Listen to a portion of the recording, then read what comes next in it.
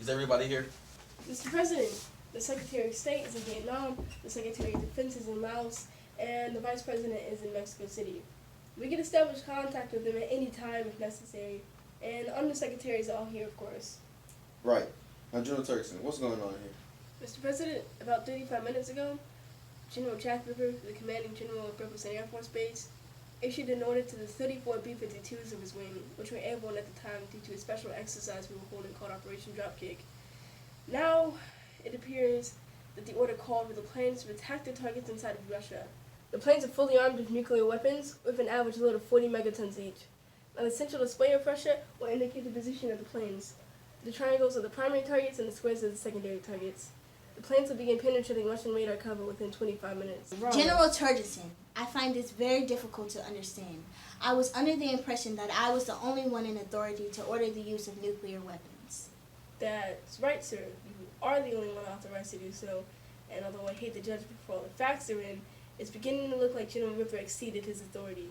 It certainly does. Far beyond the point I would have imagined possible. Well, perhaps you're forgetting about the provisions of Plan R, sir? Plan R?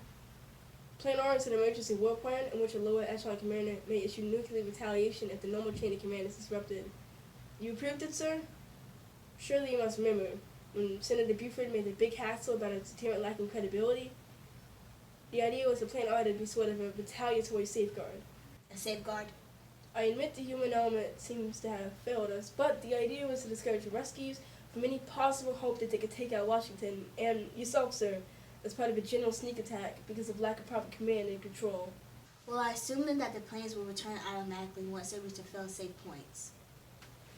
Well, sir, I'm afraid not. You see, the planes were holding at their fail-safe points when the go code is issued. Now, once they reach fail-safe, they do not require a second order to proceed. They will fly until they reach the targets. Then why haven't you radioed the planes countermanding the go code? Well, sir, I'm afraid we're unable to communicate with any of the aircraft. Why?